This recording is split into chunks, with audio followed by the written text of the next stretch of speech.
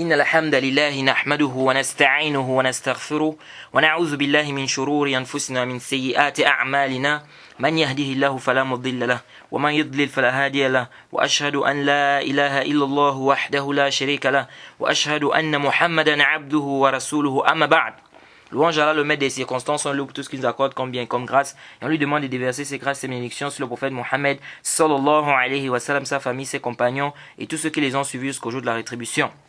Alors, nous sommes toujours dans l'explication du Nukhbat al-Fikr de l'Hafiz ibn Hajar, qui est Nuzhat al-Nazar, fi tawdih Nukhbat al-Fikr, fi mustalahi ahli al-Athar. Et là, il va nous parler du mukhalafa, donc la contradiction, et du idraj, l'interpolation. Le idraj, c'est quoi le idraj? Le idraj, dans la langue arabe, c'est le idkhal, c'est le fait de faire entrer quelque chose. Et l'interpolation, c'est l'interpolation, le idraj. Et au niveau de l'istilah, au niveau de la terminologie, c'est ma udkhila fi khabar sanadan ou matnan min ahad ruwatih dun tamiz. Min ahad ruwatih dun tamiz. C'est-à-dire, c'est en fait ce qu'on a fait rentrer dans une chaîne de transmission ou dans un matn, n'est-ce pas, par un des rapporteurs. C'est-à-dire c'est un des rapporteurs qui a fait rentrer une chose dans le matn ou dans le isnad, qui n'en fait pas partie en réalité. Ça, c'est le mudaraj. Je vais vous donner un exemple pour que ça soit simple. On a le hadith, le prophète Mohammed sallallahu alayhi wa sallam dit par exemple Waylul lil a'qab minan nar. Malheur au talon de l'enfer. Et ça, c'est la parole du prophète. Alors on rapporte le hadith, on dit que le prophète a dit Asbir al-wudu waylun lil a'qab minan nar. C'est-à-dire, il faut c'est-à-dire faites vos ablutions correctement. Malheur au talon de l'enfer. Alors la partie qui dit faites vos ablutions correctement là, ou parfaitement, ou accentuez, n'est-ce pas, dans vos ablutions, ça c'est pas la parole du prophète. La parole du prophète c'est waylun lil a'qab minan nar. Malheur au talon de l'enfer. Mais ici, là, la parole qui dit Asbir al-wudu, donc il faut parfaire les ablutions, ça c'est la parole d'Abu Huraira. Mais les gens qui ont rapporté ça comme si c'était la parole du prophète. Donc ils ont fait rentrer ça dans le hadith, de telle sorte qu'on a l'impression que c'est la parole du prophète Mohammed sallallahu alayhi wa sallam. C'est la même chose le hadith qui dit, lorsque Abu Huraira a dit que les gens viendront yawm al-qiyam avec les traces blanches des ablutions, à la fin on dit que le prophète a dit, celui parmi vous qui peut tirer, celui parmi vous qui peut tirer, n'est-ce pas, ces traces blanches-là, n'est-ce pas, qu'il le fasse. Cette partie-là, c'est pas la parole du prophète, c'est la parole d'Abu Huraira. Mais on a fait rentrer ça dans le hadith de telle sorte que on a l'impression que c'est la parole du prophète Mohammed sallallahu alayhi wa sallam. Donc ça c'est le idraj, c'est l'interpolation. Donc Al-Hafiz nous dit, ثم المخالفة وهو القسم السابع إن كانت واقعة بسبب تغير السياق أي سياق الإسناد فالواقع فيه ذلك التغيير هو مدرج الإسناد وهو أقسام. Il dit s'il y a une contradiction, il dit c'est la 7e catégorie ici, n'est-ce pas, إن كان واقعة بسبب تغير السياق. Donc si ici c'est par rapport à un changement, il y a eu un changement, il dit changement du isnad par exemple, il dit s'il y a eu un changement ici, il dit ça c'est le mudraj al-isnad. Donc c'est le mudraj dans le isnad, parce que le mudraj peut être au niveau du isnad, il peut être au niveau du matn. Donc l'interpolation peut être au niveau de la chaîne de transmission, ça peut être au niveau du contenu du hadith. Il y a l'awwal an yarwi jama'atun al-hadith bi asanid mukhtalifatin fayarwihi anhum rawin fayajma' kullu ala isnadin wahid min tilka al-asanid wa la yubayyin al-ikhtilaf. Première, donc c'est divisé en catégories, pourquoi il a dit c'est en plusieurs catégories. C'est en catégories. Première catégorie, suivez attentivement. Première catégorie, il dit Anyarwi jama' al-hadith bi asanid mukhtalifa. C'est-à-dire un groupe rapporte le hadith avec plusieurs chaînes de transmission. Fayarwihi anhum rawin. Un rapporteur vient, il prend ces hadiths là d'eux. Fayajma' al-kulla ala isnadin wahid min tilka asanid. Alors il mélange tout ce que les gens ont rapporté là avec une même chaîne de transmission. Voilà, il ne cite pas ici la divergence. Il ne dit pas ici que non, ça c'est le isnad des terres, le isnad des terres. Il mélange tout. Il mélange tout ce que les autres ont rapporté avec un seul isnad. Il dit والثاني أن يكون المثنى عند راو إلا طرفا منه. Il dit quoi? Deuxièmement, le rapporteur il a le contenu, il a le récit avec lui, sauf une partie. فإنه عنده بإسناد آخر. Il y a une partie dans le hadith, dans une phrase par exemple dans le hadith, que ce rapporteur-là, mais c'est pas dans ce hadith, c'est dans une autre chaîne de transmission. Donc il a un hadith avec lui. Mais il y a une partie du hadith, mais c'est pas avec cette chaîne de transmission, c'est dans une autre chaîne de transmission. Donc un rapporteur vient, il prend le même hadith, n'est-ce pas, avec la première chaîne de transmission. C'est-à-dire il prend le hadith là, la phrase qui est dans l'autre chaîne de transmission, lui il prend cette phrase là, il met ça dans le premier hadith, avec le premier isnad, avec la première chaîne de transmission. Donc c'est comme si on a un hadith et on a une phrase de ce hadith, ou bien une phrase, mais qui est venue dans un autre hadith, avec une autre chaîne de transmission.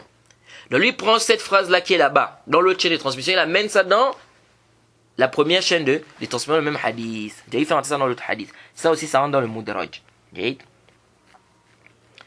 Ça rentre dans le mudraj. Donc c'est comme si, c'est-à-dire le hadith a deux isnad. Donc lui prend un terme, ou bien une phrase, qui se trouve dans l'un des asani, dans le deuxième isnad par exemple, et il met ça dans le premier isnad. Il met ça dans le hadith du premier isnad. Il dit ومنه أن يسمع الحديث من شيخه إلا طرفا منه فيسمعه عن شيخه بواسطة فيرويه راو عنه تماما بحذف الواسطة. Parmi aussi, il dit, rentre aussi dedans le fait que le rapporteur a entendu le hadith de son cheikh, sauf une partie du hadith. Il a entendu ça, n'est-ce pas, il a pris ça de son cheikh par un intermédiaire. Maintenant, le rapporteur vient rapporter ça de lui de manière complète et il enlève le rapporteur intermédiaire. Ça veut dire quoi? Un exemple. Quelqu'un, il est en train de prendre le hadith de son cheikh. Il écrit le hadith. Son cheikh est en train de citer les hadiths et lui il est en train d'écrire le hadith. Puis il s'élève. Il va par exemple faire un de ses besoins. Il va par exemple faire miction. Ou bien il va prendre quelque chose. Après il revient. Quand il revient, le cheikh a fini d'expliquer, de citer les hadiths. Alors il trouve quelqu'un qui était assis qui prenait aussi le hadith. Alors il dit bon, il y a une phrase que je n'ai pas prise là, ou bien il y a quelque chose que le professeur a dit que j'ai manqué. Une chose que le professeur a dit ici que j'ai manqué. Donc il prend ça de cette personne. Mais ce qu'il a pris là, est-ce qu'il a entendu ça du professeur? Non, il n'a pas entendu du professeur, il a pris de quelqu'un d'autre. Alors qu'est-ce qu'il fait? Quand il va rapporter le hadith, le long hadith, il va rapporter, il va dire tel m'a dit. Haddathani fulan. Il va rappeler l'histoire, il va rappeler le hadith. Après il va dire sauf cette phrase là. Ça c'est cette phrase, j'ai pris ça de tel qui a pris de tel. Donc, il a précisé. Maintenant l'étudiant arrive. Lui il prend le hadith. Il prend le hadith là. Il met ça dans la même chaîne de transmission sans préciser que la partie là, il n'a pas pris ça de son cheikh directement, il a pris ça d'une autre personne. Donc il va mélanger, il va directement prendre tout le hadith, parce que lui il a précisé, il a dit haddathani fulan an fulan fulan, il a ramené l'histoire. Après il a dit illa hazi jumla. Cette phrase là, c'est la riwaya de tel qui a pris de tel. Lui il vient maintenant, il prend le même hadith, puisque c'est le même hadith du même professeur, sauf que lui n'a pas entendu ça directement de son professeur. Donc l'élève vient, il prend le hadith là, il ne précise pas ici que la dernière partie là, il n'a pas entendu ça de son professeur, il a entendu ça de quelqu'un d'autre. Moi je sais qu'Al-Hafiz ibn Hajar a cité ici. Après il dit والثالث 3 أن يكون عند الراوي متنان مختلفان بإسنادين مختلفين فيرويه مع راو عنه مقتصرا على أحد الإسنادين أو يروي أحد الحديثين بإسناد خاص به ولكن يزيد فيه من المتن آخر ما ليس في الأول. Il dit le rapporteur a deux chaînes de transmission, deux hadiths différents. Un rapporteur arrive, deux chaînes de transmission différentes, pardon. Le rapporteur a deux chaînes de transmission différentes. Un autre rapporteur vient, il rapporte le hadith, mais il se limite à l'une des chaînes de transmission. Donc, au lieu de rapporter, c'est-à-dire là, le hadith est rapporté avec deux chaînes de transmission. Lui, il prend seulement le hadith, il se limite à l'une des chaînes de transmission. Il dit أو يروي أحد الحديثين بإسناد خاص به ولكن يزيد فيه من المتن الآخر ما ليس في الأول. Il dit ou bien il va prendre l'un des hadiths, n'est-ce pas, il va rapporter ça avec un seul isnad, avec une seule chaîne de transmission, mais il va mettre dans un des matn ce qui se trouve dans le premier hadith, dans l'autre hadith, dans le premier hadith qui a l'autre isnad. Donc c'est comme s'il va prendre là-bas une phrase, Donc, le hadith a deux chaînes de transmission. Donc il prend une seule transmission et rapporte le hadith. Mais il prend une phrase qui se trouve dans l'autre isnad, là-bas, l'autre matn, il amène ça ici, dans l'un des isnad là. Donc c'est comme si en fait, c'est le même hadith, mais il prend certaines choses dans l'autre matn qu'il ramène dans le premier ou bien dans le deuxième hadith, n'est-ce pas? Avec quoi? Il s'est limité à une chaîne de transmission. Ensuite, le cheikh dit ici, الرابع quatrièmement أن يسوق الإسناد فيعرض له عارض فيقول له كلاما جيد من قبل نفسه فيظن بعض من سمعه أن ذلك الكلام هو متن ذلك الإسناد فيرويه عنه كذلك جيد. C'est-à-dire il va citer le isnad, il va citer la chaîne de transmission, il va dire حدثني فلان عن فلان. Après il va s'arrêter, il va parler, mais ce qu'il va parler là ça n'a rien à voir avec le hadith. Ça n'a rien à voir avec le hadith. Il parle par exemple, il s'arrête pour parler quelque chose, c'est-à-dire qu'il n'a rien à voir avec le hadith là. Il dit certaines personnes qui vont écouter vont penser que cette parole là fait partie de c'est le matn de ce isnad là. Et donc ils vont rapporter ça de lui ainsi. Parmi les exemples, ce qu'on rapporte de Sharik al-Qadi, on dit quoi? Il a cité un hadith. Il a cité la chaîne de transmission du hadith. Après quelqu'un est rentré. Qui est rentré? Thabit ibn Moussa. Il est rentré dans la salle. Quand il a vu, il a dit quoi? Il a dit Man hasuna salatuhu bil-layl hasuna wajhuhu bin-nahar. Donc quand il a vu, il a dit celui qui fait, n'est-ce pas, sa prière, qui fait bien sa prière la nuit, n'est-ce pas, son visage est resplendissant la journée. Donc quand il a vu Thabit rentrer qu'il a dit ça. Parce qu'il a vu comment il était, il a vu son visage, etc. Donc les gens qui étaient en train d'écrire, puisqu'ils avaient déjà écrit le isnad, donc quand il a donné cette parole-là, ils ont cru que c'était la parole de ce isnad-là. Donc ils ont rapporté ça de lui comme ça, n'est-ce pas? Certains qui ont écouté ça ont rapporté ça de lui comme si c'était quoi? C'était un hadith. C'est pourquoi on dit que Thabit rapportait ça comme si c'était un hadith de Sharik. Alors que non, c'était pas dans le hadith, il s'est arrêté pour parler, il a parlé une parole qui n'avait rien à voir avec quoi? Avec le hadith. Il dit وهذه أقسام مدرج الإسناد. Et ça c'est les catégories de mudraj dans le isnad, donc l'interpolation au niveau du isnad. Donc l'interpolation se divise en deux. Nous avons le mudraj al-isnad et le mudraj al-matn. Donc on a l'interpolation au niveau de la chaîne de transmission, l'interpolation au niveau du contenu, donc du récit. Ce qu'on a traité là, ce qu'on a cité là, c'est l'interpolation au niveau du isnad. Il dit quant à l'interpolation au niveau du matn, donc au niveau du récit, du contenu, il dit il dit c'est le fait qu'il y ait dans le matn, dans le contenu, dans le récit, une parole qui n'en fait pas partie. Une parole qui n'en fait pas partie, comme les exemples que je vous ai cités au début.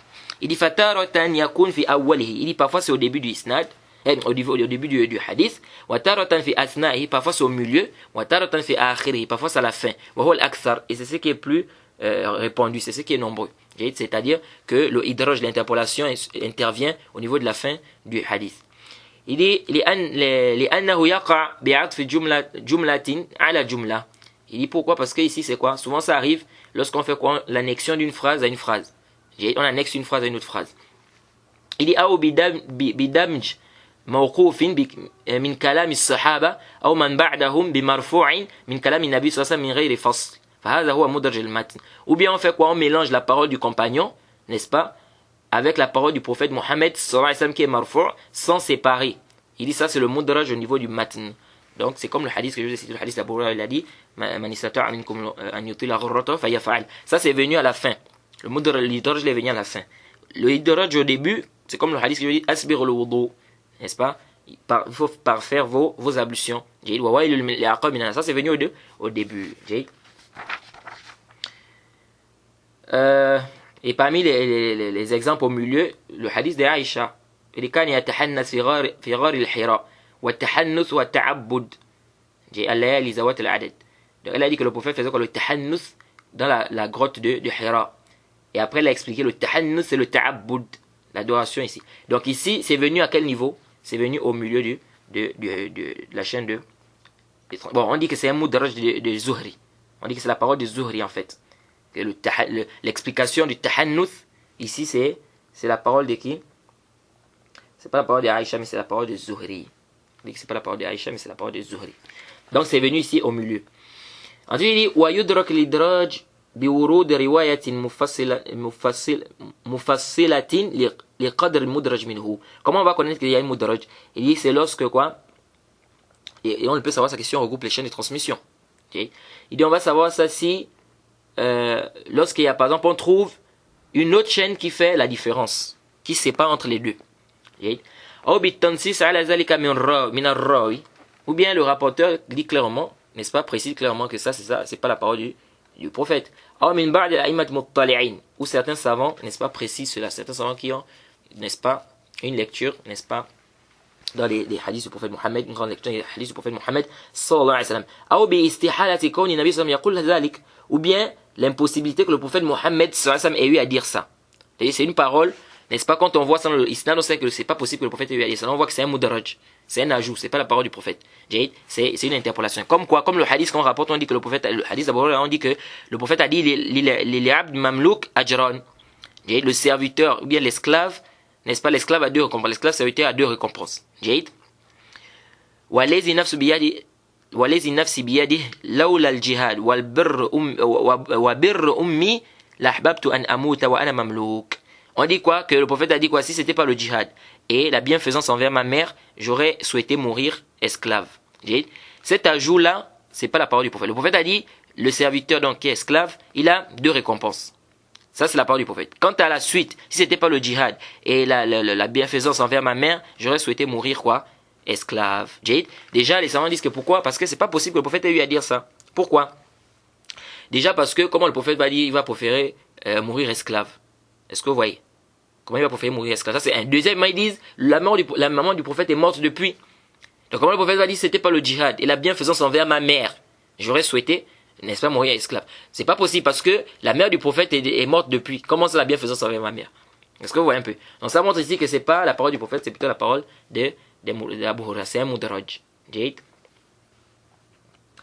Et quels sont ensuite, le cheikh dit ici, وَقَدْ صَنَّفَ الْخَطِيبُ فِي الْمُدْرَجِ كِتَابًا ولخصته وزدت عليه قدر ما ذكر مرتين أو أكثر ولله الحمد. Al-Hafiz ibn Hajar dit que Al-Khatib al-Baghdadi il a écrit un livre concernant le Mudraj, qui l'a nommé quoi? Le nom du livre c'est Al-Fasl Wasl Al-Mudraj fi Naql. Je crois que c'est ça. Et Al-Hafiz ibn Hajar a fait le résumé de ce livre-là. Il a ajouté des choses à l'intérieur. Et le nom du livre de Al-Hafiz ibn Hajar, c'est quoi? C'est Taqrib al-Manhaj bi Tartib al-Mudraj. Alors, quelles sont les causes? Qu'est-ce qui pousse la personne à faire le idraj? Parfois, il y a ce qu'on appelle le tafsir. Parfois, le rapporteur fait un tafsir. Il explique le hadith, après il fait le tafsir d'un mot. Ou bien il fait le tafsir d'une phrase. Celui qui écoute, il pense que ici, ça fait partie du hadith. Et donc, il rapporte ça comme ça. Parfois, il y a aussi la rafla, le fait que la personne soit distraite. Donc, quelqu'un est par exemple distrait. Donc, ici, il va faire quoi? Le idraj, comme on a expliqué précédemment. Ou le cas, il peut aussi y avoir quoi? Et parfois, il y a le mensonge aussi. La personne fait le idraj, parfois c'est le mensonge. Ensuite, Al-Hafiz va nous parler de ce qu'on appelle Al-Maqloub, le texte qui a été inversé. Il dit ici وإن كانت المخالفة بالتقديم أو التأخير أي في الأسماء كمر بن كعب أو كعب بن مرة لأن اسم أحدهما اسم أبي الآخر فهذا هو المقلوب. وللخطيب فيه كتاب يسمى رافع الارتياب. Il dit ici la contradiction intervient au niveau de quoi? Du retard, n'est-ce pas? Du taqdim et du ta'khir. C'est-à-dire on a dévancé quelque chose, on a retardé une autre chose. Il dit comme dans les noms. Comme Murra ibn Ka'b ou Ka'b ibn Murra. Par exemple, si le nom c'est Murra ibn Ka'b, mais la personne rapporte ça, il dit Ka'b ibn Murra. Donc ici on a inversé. Donc ça c'est maqloub. C'est pas Ka'b ibn Murra, c'est Murra ibn Ka'b. Ou bien le contraire, par exemple le nom c'est Ka'b ibn Murra. Et lui il rapporte, il dit Murra ibn Ka'b. Il dit ici, ça rentre dans le maqloub. Il dit parce que le nom de l'un c'est le nom du père de l'autre. Faza huwa al-maqloub. Il dit le Khatib al-Baghdadi écrit un livre concernant cela, qu'il a nommé Rafi' al-Irtiyab. Il dit وقد يقع القلب في المتن. Il dit وقد يقع القلب في المتن أيضا كحديث أبي هريرة عند مسلم في السبعة الذين يظلهم الله في عرشه ففيه ورجل تصدق بصدقة أخفاها حتى لا تعلم يمينه ما تنفق شماله فهذا ممن قلب على أحد الرواة وإنما هو حتى لا تعلم شماله ما تنفق يمينه كما في الصحيحين. Il dit le qalb aussi, le fait que le hadith soit inversé, ça peut être au niveau du matn. Donc ça peut être au niveau du isnad comme on a dit. Le rapporteur s'appelle par exemple Ka'b ibn Murra. Lui il inverse, il met Murra ibn Ka'b. Murra ibn Ka'b, ici c'est maqloub. Ou au niveau du matn, la personne peut inverser au niveau du matn. Comme le hadith, il dit comme le hadith qui vient dans Muslim, le hadith à des 7 personnes qui seront sous l'ombre du trône d'Allah. Le prophète a dit quoi? Un homme qui a fait une sadaqa, qui a caché de telle sorte que sa main droite ne sait pas ce que sa main gauche a donné. Il dit ici ça, certains rapporteurs ont inversé ça. En fait, c'est dû à quoi? C'est certains rapporteurs qui ont inversé ça. Il dit, ce qui est sahih, c'est quoi? C'est de telle sorte que sa main gauche ne sait pas ce que sa main droite a donné. Or, eux, ils ont rapporté quoi? De telle sorte que sa main droite ne sait pas ce que sa main gauche a donné. Or, normalement, c'est quoi? C'est de telle sorte que sa main gauche ne sait pas ce que sa main droite a donné. Pourquoi? Parce qu'on sait que c'est la main droite qui donne. Le prophète a dit dans les Sunan Ibn Majah, le hadith d'Abu Hurairah, dont il fait Sheikh Al-Albani, le prophète Mohammed sallallahu alayhi wa sallam a dit quoi? Liya'khuz bi yaminihi wa liyu'ti bi yaminihi. Il veut dire qu'il donne avec la main droite et qu'il prenne avec la main droite. Fa inna ash-shaytana yu'ti bi shimalihi wa ya'khuz bi shimalihi. Car le shaytan donne avec la main gauche et il prend avec la main gauche. Donc on a demandé aux musulmans de quoi? De contredire le shaytan. Donc tu dois contredire le shaytan. Tu dois donner avec la main droite, tu dois prendre avec la main droite et non avec la main gauche. Donc ici quand le prophète dit jusqu'à ce que sa main gauche et sa main droite, n'est-ce pas? Jusqu'à ce que sa main droite ne sait pas ce que sa main gauche a donné, ils disent non. C'est pas la main droite qui ne sait pas ce que la main gauche a donné, parce que c'est pas la main gauche qui doit donner, c'est la main droite qui donne. Donc ici, les rapporteurs ont fait quoi? Ils ont inversé. C'est normalement, sa main gauche ne sait pas ce que sa main droite a donné. Et parfois, il y a des gens qu'on a par exemple fait des tests. Comme l'imam al-Bukhari. C'était rapporté que l'imam Bukhari, on l'a testé. Quand il est arrivé, n'est-ce pas? Il y a des gens qui sont venus, n'est-ce pas? Ils ont dit on va voir si vraiment celui-là il est quoi? Si vraiment il est, c'est-à-dire qu'il connaît vraiment les trucs des hadiths. Donc ils sont venus avec des chaînes de transmission. Ils ont inversé les chaînes de transmission. Au lieu de mettre par exemple tel a rapporté, tel ils inversent. Par exemple si Mohamed a rapporté d'Ibrahim, par exemple Ibrahim de Mohamed. Donc ils inversent. Plein de chaînes de transmission. Donc ils sont venus, ils ont présenté ça à l'imam al-Bukhari. Je crois, si je ne m'abuse, 10 chaînes de transmission. Ou un peu plus. Je m'en souviens plus très bien. À la Kulihal, ils sont venus, ils ont apporté ces chaînes de transmission à l'imam al-Bukhari. Donc chacun est venu, donc chacun a pris une chaîne. Chacun venait à son tour. Il apportait le hadith. Et l'imam Bukhari disait quoi? Ça c'est une erreur, ça c'est une erreur, ça c'est une erreur, ça c'est une erreur. Après, qu'est-ce qui s'est passé? Après, l'imam Bukhari a dit, bon, toi, tu m'as apporté telle chaîne de transmission. Tu as dit que tel a rapporté de tel, tel a rapporté de tel, qui a rapporté de tel, qui a rapporté de tel. C'est pas juste. Ce qui est juste, c'est tel qui a rapporté de tel, qui a rapporté de tel, qui a rapporté de tel. Il vient au deuxième. Toi aussi, tu as dit tel a rapporté de tel, qui a rapporté de tel, qui a rapporté de tel. C'est pas juste. Ce qui est juste, c'est plutôt tel qui a rapporté de tel, qui a rapporté de tel, qui a rapporté de tel.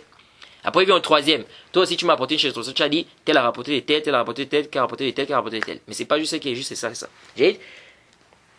Et on dit quoi? Qu'ils ont su quoi? Ils ont su que l'imam al-Bukhari était quoi? Il a vraiment mémorisé. Okay? Bon, cette histoire-là, on dit qu'on a embrouillé les chaînes de transmission, on a présenté ça à l'imam Bukhari, il a arrangé toutes les chaînes de transmission. Il y a un débat sur l'authenticité de cette histoire. Okay? Il y en a qui voient que l'histoire est authentique, et il y en a qui voient que l'histoire n'est pas authentique. En fait, à cause de quoi? Parce que la personne qui a rapporté ça, Ibn Adi, lorsqu'il a rapporté, il a dit حدثني جمع من المحدثين أو جماعة من المشايخ. Il a dit un groupe de mes professeurs, ou bien un groupe des savants des hadiths ont rapporté. Un groupe là c'est qui? Donc ici il y a le jahala, ils ont rendu ça faible. Et d'autres ont dit non mais ça se renforce. Parce qu'ils voient ici que le fait qu'ils disent un groupe, on s'est dit que c'est plusieurs personnes. Donc si c'est plusieurs personnes qui ont rapporté, c'est vrai que c'est la même chaîne. Mais du moment où c'est plusieurs personnes, donc ça se renforce, ici on renforce la chaîne de transmission. Donc ici, il y a un débat sur l'authenticité. Et comme a dit le Hafiz ibn Hajar, il dit ce qui est étonnant, c'est pas que l'imam al-Bukhari, n'est-ce pas, donne la bonne réponse par rapport aux chaînes de transmission qu'ils ont inversées. Mais ce qui est étonnant, c'est qu'il se souvient de l'erreur. C'est-à-dire, dit, toi tu as mené tel hadith. Tu as dit que tel a pris de tel, tel a pris de tel, qui a pris de tel, qui a pris de tel. C'est ça en fait qui est étonnant. C'est-à-dire, il s'est souvenu de toutes les erreurs. Corriger, c'est-à-dire ça, c'est pas étonnant. Il peut corriger. Et il peut dire, bon, tu as dit ça, bon, c'est pas ça, c'est pas ça. Et toi, tu dis quoi? Ah non, non, c'est pas ça. Mais lorsque tu te souviens des erreurs et ensuite tu répares, vraiment ça montre le hifz. Donc il dit, Hafiz ibn Hajar dit, c'est ce qui est étonnant en fait dans l'histoire. Et vous allez trouver, il y a des gens comme ça, mais c'est vrai que c'est parfois rare. Parfois vous allez voir, par exemple, il y a certains professeurs, il arrive en classe, il demande les noms des toulabs. Ok, chacun se présente. Toi tu t'appelles comment? Toi je m'appelle, moi je m'appelle tel, moi je m'appelle tel, moi je m'appelle tel. Après le professeur revient, il dit, ok, toi tu t'appelles tel, c'est ça non? Toi tu t'appelles tel, toi tu t'appelles tel, toi tu t'appelles tel. Donc il a retenu tous les noms là. Vous trouvez des professeurs comme ça, même si c'est un peu rare. Et ça aussi, on a aussi testé Al-Mizzi. Ibn Kathir, Ibn Kathir, on dit qu'il était marié à la fille de Mizzi. Mizzi, c'est celui qui a écrit Tahzib al-Kamal. On dit qu'il a testé, Ibn Kathir a testé aussi Mizzi. Il est venu avec des hadiths chez Mizzi. Il était quoi? Il était sur le côté, donc allongé sur le côté. Je crois que c'était 40 hadiths. Et il a dit quoi? J'ai 40 de tes hadiths, je voulais que tu écoutes ici. Il a dit, on a dit que tu as pris des tels, tu as pris des tels, tu as pris des tels. Donc quand il a écouté le premier hadith, il s'est levé un peu. On peut dire que là, vraiment, c'est un peu chaud là. Il a reconnu. Après, Ibn Kathir a cité le deux. Après, on a cité le deuxième hadith. Quand on a cité le deuxième hadith, il a dit, hey, moi, c'est pas Bukhari. Moi, c'est pas l'imam al-Bukhari. Ça, on a fait ça à l'imam al-Bukhari. Et on dit que Ibn Kathir a dit quoi? Que ça, en fait, c'est Ibn Kathir qui rapporte l'histoire, en fait. Une personne qui a testé, on a testé Mizzi. Et Ibn Kathir a dit quoi? Il a dit sa parole, n'est-ce pas, c'est-à-dire ce qu'il a dit était mieux, n'est-ce pas, qu'il fasse quoi? C'était mieux, en fait, la parole qu'il a eu à dire là, c'est ce qui était bien. Que de ramener chaque hadith, n'est-ce pas, à son sawab. Et c'est comme si Al-Mizzi, il voit l'authenticité de l'histoire. Donc l'histoire qui dit qu'on a testé l'imam al-Bukhari par rapport au Assanid. Pourquoi? Parce qu'il a dit, c'est pas moi Bukhari, ça on a fait ça à l'imam al-Bukhari. Mais ici les savants mettent comme condition que lorsqu'on vient tester le savant en inversant les chaînes comme ça, pour voir sa capacité, est-ce que vraiment c'est quelqu'un de Bobit, est-ce qu'on peut prendre de lui, est-ce que c'est quelqu'un qui connaît vraiment ses hadiths. Les savants, n'est-ce pas, quand ils disent, les savants qui disent qu'on peut faire ça, ils mettent comme condition qu'à la fin de l'assise, il faut éclaircir. Il faut détailler. C'est-à-dire si le professeur, par exemple on veut savoir si quelqu'un il a vraiment une bonne mémorisation. On prend ses hadiths, on inverse pour voir s'il connaît vraiment ses hadiths. On prend on inverse. S'il arrive à remettre les hadiths à leur place, c'est-à-dire à remettre ce qui est juste et dire par exemple que non, ça c'est une erreur, c'est pas comme ça. Non, je n'ai pas entendu ça comme ça. Non, c'est comme ça, c'est comme ça, c'est comme ça. Non, c'est pas tel qui rapporte c'était comme ça. Ici, il n'y a pas de problème. Mais s'il n'arrive pas, les savants disent qu'ici, à la fin de l'assise, il faut préciser. Il faut se lever et dire, hey, vous là qui avez écouté le hadith, vous qui avez écouté les hadiths, sachez que c'est pas comme ça que les hadiths ont été rapportés. On a inversé ça ici. C'était pourquoi? Il faut préciser que ça a été inversé. Pourquoi? Parce que pendant que toi tu es en train de faire le test, tu apportes des hadiths, tu inverses. Tu viens pour tester par exemple le hifz de la personne. Tu apportes les hadiths. Tu inverses par exemple tel a entendu de tel entendu, Mohamed a entendu d'Ibrahim. Alors que c'est Ibrahim qui a entendu de Mohamed. Quand tu viens comme ça, les gens qui sont assis en train d'écouter, il y a des gens qui sont en train de noter. Donc si ici là à la fin de la série tu n'éclaircis pas aux gens, tu ne dis pas aux gens que attention ce que vous avez écouté là, c'est pas comme ça que c'est venu. Les gens vont noter, ils vont écrire ça, ils vont rapporter ça du shirk là comme ça. Et l'erreur va partir. C'est pourquoi ils ont mis comme condition qu'il faut préciser. Ensuite Al-Hafiz ibn Hajar ici va nous parler de Al-Mazid fi Muttasil al-Asanid. Et on rapporte aussi une histoire de Yahya ibn Ma'in avec l'imam Ahmed. Yahya ibn Ma'in a voulu tester un de leurs professeurs. Et l'imam Ahmed a même dit à Yahya ibn Ma'in de ne pas faire ça. Mais malgré ça, il a fait.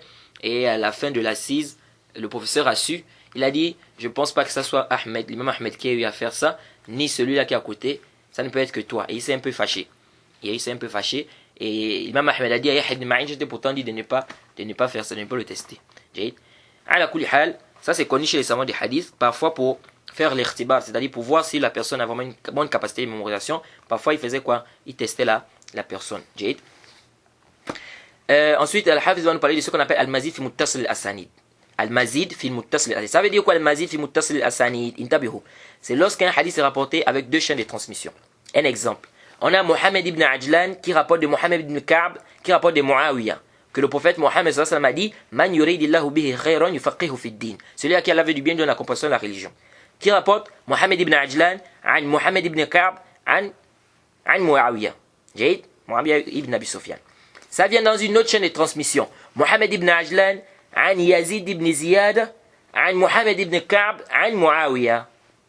Qu'est-ce qui s'est passé ici? Il y a eu un ajout dans la chaîne de transmission. Parce que la première chaîne de transmission, c'est Mohamed ibn Ajlan. Mohamed ibn Ajlan qui prend de Mohamed ibn Ka'b, qui prend de Muawiyah. Dans la deuxième chaîne de transmission, c'est Mohamed ibn Ajlan qui prend de Yazid ibn Ziyad. Donc il y a un ajout. Donc là, il ne prend plus de Mohamed ibn Ka'b, mais il prend de Yazid ibn Ziyad qui prend de Mohamed ibn Ka'b, qui prend de Muawiyah. Donc qui a été ajouté ici? C'est Yazid ibn Ziyad. Alors cet ajout-là, qu'est-ce qu'on fait de ça? Ici, les savants disent, on regarde. Si le rapporteur qui a ajouté là, c'est-à-dire sa capacité de Moses, c'est-à-dire il est mieux, il est plus fort que celui qui n'a pas ajouté. Donc que celui qui a rapporté la première chaîne, qui est Mohamed ibn Ajlan, Mohamed ibn Ka'b, al Muawiyah. Donc celui qui a ajouté, s'il est, il est mutqin, il maîtrise plus. On dit quoi ici? Ici on authentifie la version qui a dit où il y a l'ajout. Et la version où il n'y a pas eu l'ajout, on dit que il y a l'inqita' dedans. Maintenant, si les rapporteurs sont au même degré, c'est-à-dire celui qui a ajouté est au même degré que ceux qui n'ont pas ajouté. Ici, on dit quoi? Il se peut qu'il y ait eu un waham entre l'un des rapporteurs. Ou bien, il se peut que le cheikh ait entendu le hadith, parfois comme ça, parfois comme ça. Alors, qu'est-ce qu'on fait ici? On va dire ici que le hadith, on va dire al-mazid fi muttasil al-asanid. On va appeler ça al-mazid fi muttasil al-asanid. Mais ça va dire à condition, n'est-ce pas, que la version où il y a l'ajout, c'est clairement cité là-bas que le rapporteur a entendu. C'est pas par an. Ce n'est pas par an. On va revenir sur ça un peu plus en détail. Il dit ici, Al-Hafiz dit, أو إن كانت المخالفة بزيادة راو في أثناء الإسناد. Il dit ici, la contradiction ici c'est quoi? C'est qu'il y a un ajout au milieu du isnad. وَمَنْ لَمْ يَزِدْهَا أَتْقًا مِنْ مَنْ زَادَهَا. Celui qui n'a pas ajouté, il maîtrise plus, c'est-à-dire il est mieux que celui qui a ajouté. فَهَذَا هو المزيد في متصل الأسانيد. Ça là on appelle ça le mazid fi muttasil. Il dit وَشَرْطُهُ أَنْ يَقَعَ التَّصْرِيحُ بِالسَّمَاعِ في موضع الزيادة. Il dit la condition c'est quoi? C'est que là où il y a eu l'ajout, l'endroit où il y a eu l'ajout, il est quoi? Clairement, la personne a clairement dit qu'il a entendu. Ça veut dire quoi l'endroit où il y a eu l'ajout? Ça veut dire l'endroit où il n'y a pas, c'est-à-dire une table ronde. Quand il dit l'endroit où il y a eu l'ajout, ça veut dire quoi l'endroit où il y a eu l'ajout? Il y a des gens qui ont compris l'endroit où il y a eu, certains pensent que quand on dit l'endroit où il y a l'ajout ici, ça veut dire celui qui a ajouté. Non, l'endroit où il y a eu l'ajout, c'est la chaîne de transmission où il y a quoi? Où il y a le naqs. C'est la chaîne de transmission où il n'y a pas l'ajout en fait. Parce que la chaîne de transmission où il n'y a pas l'ajout, c'est l'endroit où il y a eu l'ajout. C'est pourquoi il dit فَمَتَى كَانَ مُعَنْعَنًا مَثَلًا تَرَجَّحَتْ الزِّيَادَةِ. S'il y a le an, c'est-à-dire s'il y a le an là-bas, s'il y a le an où? À l'endroit où il y a eu quoi? Il y a eu la diminution, où il n'y a pas l'ajout. S'il y a le an, il dit ici on va faire précéder la version où il y a l'ajout. Pourquoi? Parce que dans la version où il n'y a pas l'ajout, si c'est rapporté par un d'après, c'est pas cité clairement, ça veut dire quoi? Ça veut dire qu'il y a un rapporteur qui a effacé, il y a un rapporteur qui a effacé le rapporteur qui a été ajouté dans l'autre chaîne de transmission là. Bon, on peut aussi s'argumenter du tadlis aussi. Ça peut aussi être une preuve que le rapporteur c'est-à-dire il y a un rapporteur qui est effacé. Par exemple ici dans notre exemple, la première chaîne de transmission on va dire quoi? Que le rapporteur a effacé Yazid ibn Ziyad. Et donc ça peut prouver que c'est un mudallis. Mais bien sûr, c'est pas de manière absolue comme ça. Ça peut. Yahtamil. Pourquoi? Intabiruna. Celui qui a diminué là. S'il dit an, donc la version où il y a la diminution, s'il dit an, on prend la version où il y a eu l'ajout. Pourquoi? Parce que ici on dit quoi? La version où il y a eu la diminution, c'est peu que le rapporteur a effacé le rapporteur qui était intermédiaire là. Et donc il a dit an. Alors ce rapporteur c'est venu dans une autre chaîne de transmission. Maintenant celui qui a diminué, s'il dit haddathana, donc à supposer l'exemple qu'on a apporté, Mohamed ibn Ajlan dit haddathana Mohamed ibn Ka'b qala haddathana Muawiyah. Ici là on va dire quoi? La version qui est venue ajouter, on va dire ça contredit. On va dire que ça contredit. C'est-à-dire celui qui est venu, par exemple, si, parce que ça embrouille souvent les gens. L'exemple qu'on a cité, si la première chaîne de transmission, c'est haddathana, haddathana, haddathana, et dans l'autre chaîne de transmission, on voit, il y a l'ajout avec le an. Ici, on va dire que l'ajout là, c'est quoi? On va dire que ça contredit la version où il y a le haddathana. Parce que quand il dit haddathana, c'est qu'il a entendu directement. Donc quand il dit an, dans la deuxième version, il y a l'ajout, on dit quoi? Ça veut dire qu'il a contredit. Donc on va prendre la version où il n'y a pas l'ajout. Okay? Maintenant, si les deux chaînes de transmission, il y a an, c'est-à-dire celui qui a diminué, il a dit an. Celui qui a ajouté, il a dit an. Ici, on prend quoi? On prend la version où il y a l'ajout. Okay? Pourquoi? Parce qu'il y a l'ihtimal qu'il y a l'un des rapporteurs là-bas qui a diminué, et qui a enlevé un rapporteur. Pour qu'il a dit an. Okay? Donc ça, il faut faire attention. Maintenant, si, comme on a dit, si là-bas il y a haddathana wa haddathana, donc ça veut dire quoi ici? Ici, on peut dire quoi? Qu'il a entendu le hadith de cette manière, il a aussi entendu le hadith de cette manière. Ça, c'est ce qu'on appelle le mazid fi muttasil al-asani. Ensuite, le cheikh il dit al-muttarib. Le muttarib, c'est le hadith où il y a quoi? Il y a une perturbation au niveau de la chaîne de transmission. Il y a une confusion en fait, on peut dire comme ça. Et c'est quoi le muttarib? Le muttarib, c'est quoi? C'est lorsqu'il y a ikhtilaf ala awjuh mutasawiya fil quwwa wala nastati' al-jama'. C'est-à-dire c'est lorsqu'il y a un hadith muttarib, c'est un hadith où il y a des contradictions. Il y a des contradictions et les chaînes de transmission sont au même niveau. Elles ont la même force. Et on n'arrive pas à faire un jama'. On n'arrive pas à trouver une conciliation entre ces textes-là. Ici, on dit que c'est muttarib. Comme l'exemple que certaines personnes citent, par exemple, le hadith de Siyam Yom Sabt, l'interdiction de jeûner le samedi. On va dire, parfois on rapporte ça de Bousra, parfois on rapporte du fils de Bousra, parfois on rapporte de la sœur du fils de Bousra, parfois on rapporte de la mère, donc de la femme de Bousra. Ils disent donc c'est muttarib. On ne sait pas qui a rapporté. C'est Bousra, ou bien c'est son fils, ou bien c'est la sœur.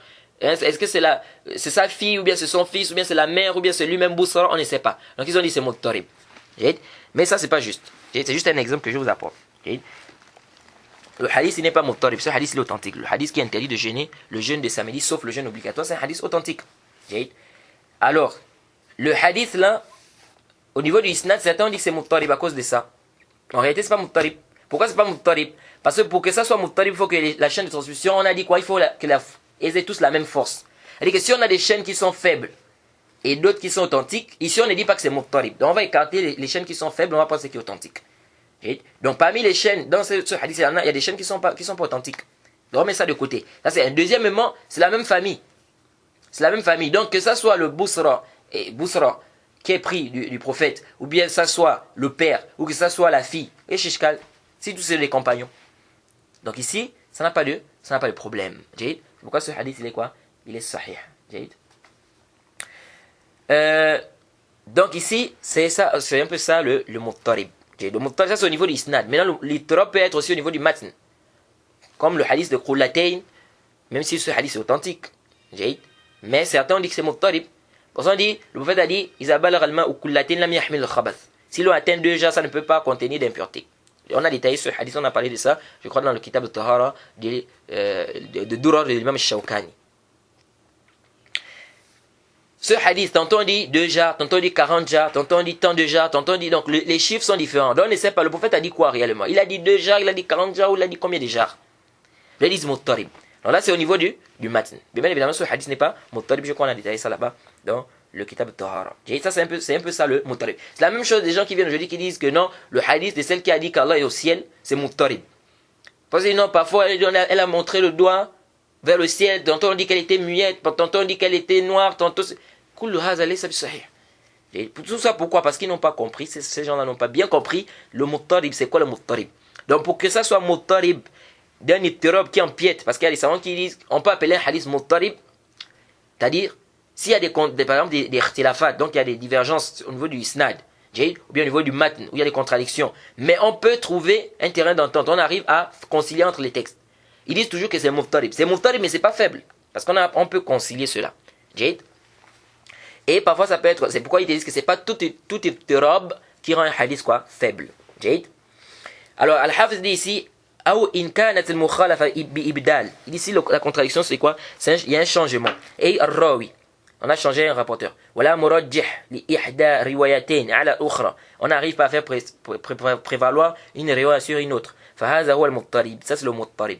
وهو يقع في الإسناد غالبا. Il dit le plus souvent, c'est sûr, ça tombe au niveau de la chaîne, ça arrive. Le مضطرب, le plus souvent, c'est dans la chaîne de transmission. وقد يقع في المتن. Ça peut aussi être au niveau du matn, c'est-à-dire du contenu du récit. جيد. ولكن قل أن يحكم المحدث على الحديث بالاضطراب بالنسبة للاختلاف بالنسبة إلى اختلاف في المتن دون الإسناد. Il dit c'est rare qu'un savant de hadith, n'est-ce pas, dit qu'un hadith est muttarib au niveau du matn sans dire qu'il est muttarib au niveau du isnad. Et parmi les conditions, si quand on dit que le hadith est muttarib, il faut qu'il y ait ittihad al-makhraj. Ça doit être le même hadith. C'est-à-dire c'est un hadith d'Abu Huraira, par exemple. Mais si c'est un hadith d'Ibn Omar et l'autre hadith, c'est le hadith d'Abu Huraira, on ne peut pas ici d'ittirab dans ce sens. Pourquoi? Parce que c'est pas le même hadith.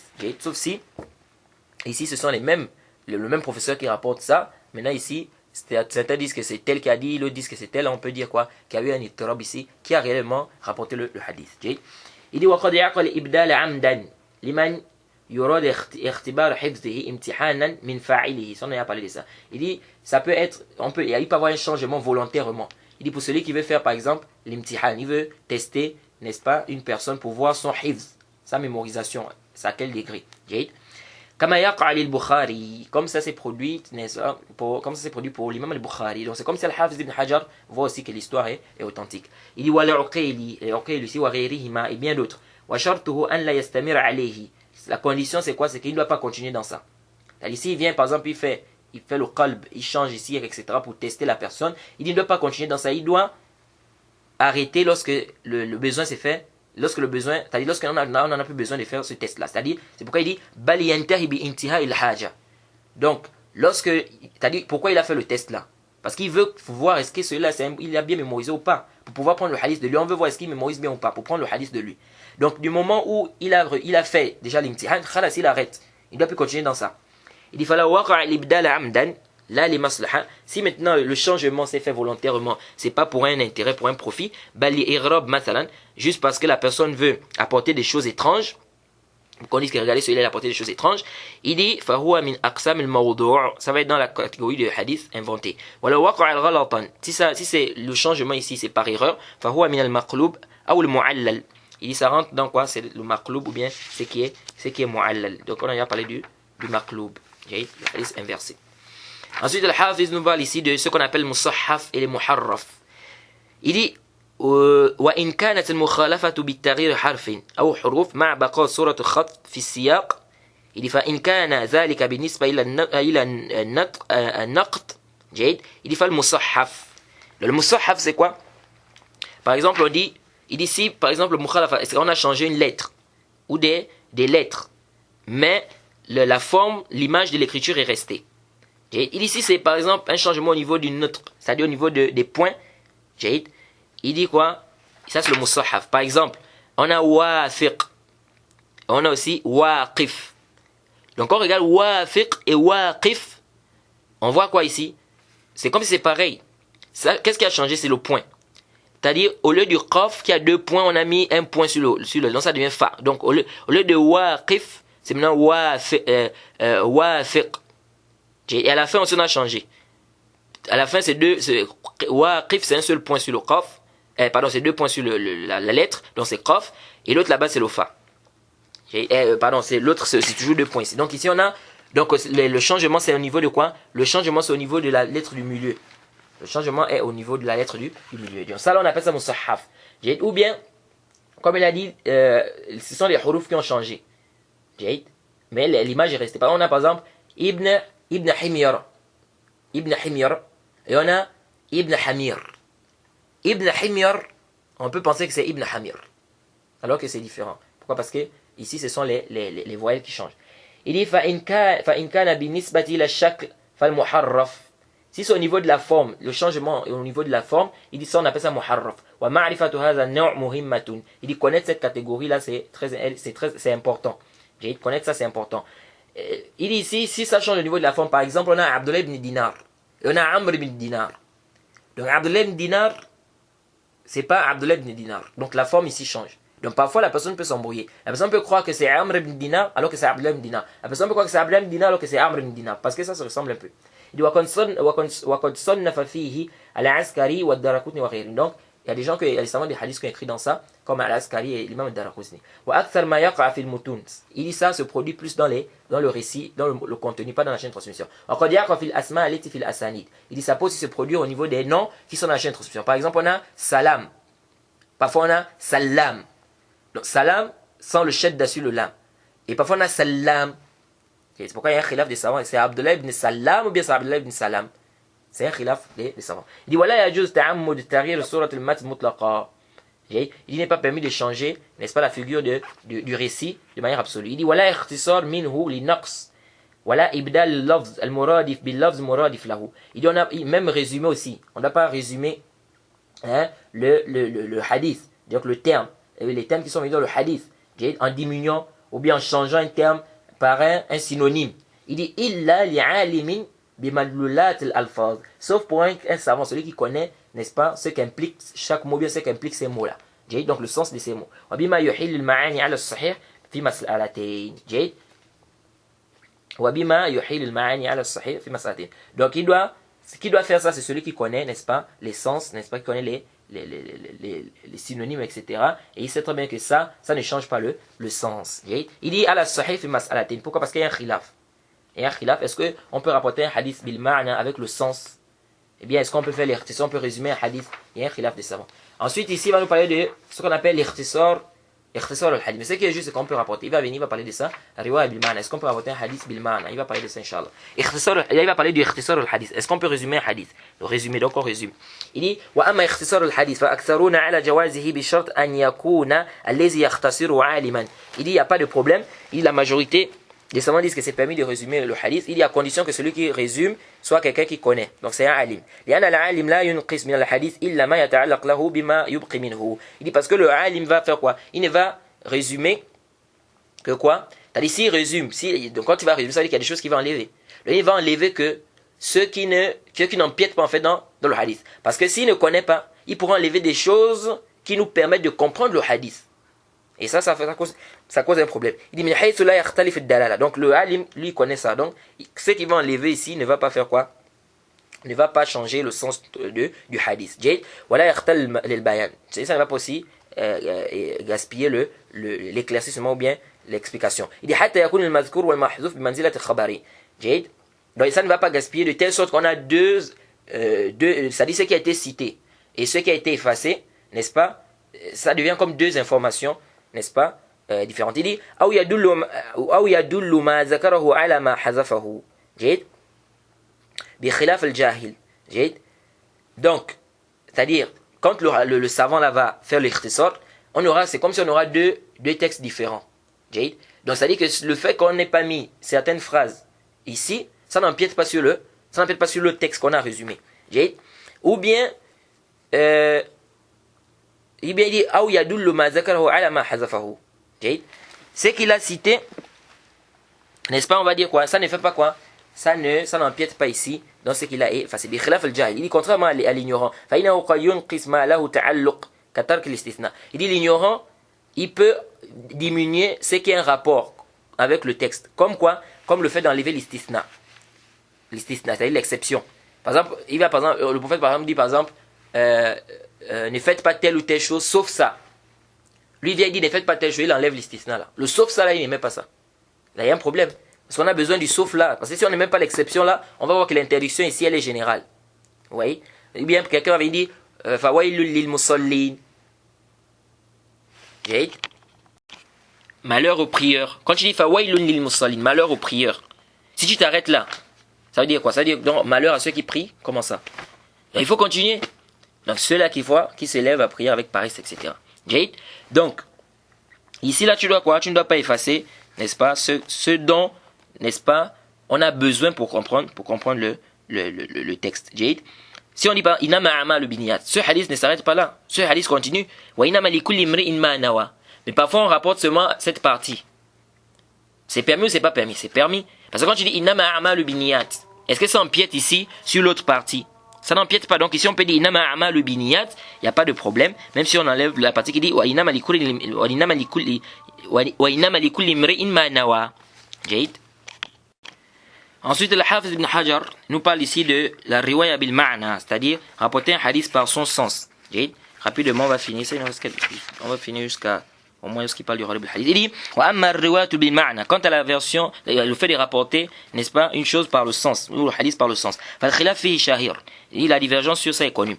Elle est célèbre, elle est connue. Wa akthar ala al-jawaz aydan. La majorité des savants disent que c'est permis. جيد ومن أقوى حججهم الإجماع على جواز شرح الشريعة لعجم بلسانهم للعارف به فإذا جاز إبدال بلغة أخرى فجواز باللغة العربية أو لا. Il y a un long khilaf des savants. Est-ce qu'on peut rapporter un hadith par son sens? Il y a un long khilaf. Il y en a qui voient qu'on peut pas, il y en a qui voient qu'on peut, il y en a qui ont fait, il y en a qui ont même dit qu'on peut dans les mawqufat, pas dans les marfu'at.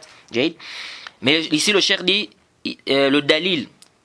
Mais l'avis qui est plus proche, c'est l'avis qui dit quoi que c'est permis. Si la personne connaît les sens, etc. Et que si c'est pas dans les azkar. Il dit ici quoi? Il dit que c'est permis. Le plus grand dalil dans ça, c'est quoi? Le ijma'. Les savants sont tous unanimes qu'on peut traduire, n'est-ce pas? Qu'on peut expliquer les choses. Par exemple, le Coran est descendu en langue arabe. Mais quand on va par exemple faire da'wa, on va expliquer en quelle langue? C'est en langue arabe? Non. Donc on va traduire ici. Ils disent le fait qu'on traduise, ils disent c'est un argument qui montre que on peut rapporter un hadith par le sens. On peut rapporter des textes par le sens. Pourquoi ils disent? Parce que si c'est permis de le faire, de traduire en une autre langue, a fortiori c'est permis de rapporter par le sens. Mais est-ce que le Coran doit rapporter ça par le sens? Non. Le Coran on rapporte ça comme Allah subhanahu wa ta'ala a dit. On dit comme ça en arabe. Maintenant la traduction c'est autre chose. Mais en arabe on rapporte ça comme c'est venu. Il dit waqil. Il dit waqila innahu tajuz fil mufradat dun al murakkabat. D'autres ont dit c'est dans les termes uniques, pas dans les termes qui sont composés. Waqila innama tajuz liman yastahdir al-lafz liyatamakkan min at-tasarruf fihi. Pour celui qui se souvient du terme original. Donc il dit celui qui se souvient des termes originaux, c'est celui qui peut faire ça. Waqila innama tajuz liman kana yahfaz hadith fa nasiya lafzahu. Il dit c'est permis pour celui qui a mémorisé le hadith, après il a oublié le terme du hadith. وبقي معناه مرتسما في ذهنه mais le sens est encore dans sa tête. Il a oublié le terme exact mais le sens est toujours là dans sa tête. Il dit celui-là c'est permis. فله أن يروي بالمعنى لمصلحة تحصل الحكم منه. Il dit il y a pas de mal qui rapporte par le sens ici s'il y a une maslaha ici. بخلاف من كان مستحضرا لفظه. Il dit celui qui se souvient du terme exact, il doit pas recopier. Il doit pas citer le hadith par son sens. وجميع ما تقدم يتعلق بجواز وعدمه ولا شك أن الأولى إيراد الحديث بألفاظه دون تصرف فيه. J'ai dit tout ce qu'on a cité là, ça parle de quoi? Est-ce que c'est permis ou c'est pas permis? Il dit il y a pas de doute que ce qui est mieux, c'est de citer le hadith comme c'est venu avec ces termes. Sans changer quoi que ce soit. Et pourquoi on a dit les azkar? Il faut amener ça comme c'est venu parce que on adore aller avec les azkar. Donc quand toi tu viens, tu apportes un zikr. Si tu changes ici ce qui est venu dans le zikr, il y a ishkal. Il y a ishkal. C'est pourquoi le prophète, quand il a enseigné à Bara ibn Azib le dua qu'il devait faire avant de dormir, il lui a dit quoi? Il lui a dit wabi nabi kalizi arsalt. Et lui il a dit wabi rasuli kalizi arsalt. Il a dit là. Il a dit non, dis wabi nabi kalizi arsalt. Le prophète a fait quoi? Il a corrigé. Il dit وقال قاضي عياد ينبغي سد باب الروال بمعنى لأن يتسلط من لا يحسن مما يظن أنه يحسن كما وقع لكثير من الرواة قديما وحديثا والله موافق. Il dit قاضي عياد a dit on doit fermer cette porte là. C'est-à-dire de dire aux gens qu'on peut rapporter des textes par leur sens. Il dit pour que celui qui pense qu'il maîtrise, n'est-ce pas, pour que ne tombe pas à l'intérieur celui qui ne maîtrise pas et qui pense qu'il maîtrise. Comme beaucoup des rapporteurs, n'est-ce pas, sont tombés là-dedans. Ensuite, Al-Hafiz ibn Hajar va nous parler du gharib al-hadith. Gharib al-hadith, c'est en fait le fait que quoi? Ce sont des termes qui sont étranges dans le hadith. Des termes étranges. C'est-à-dire, le mot est étrange, il est difficile.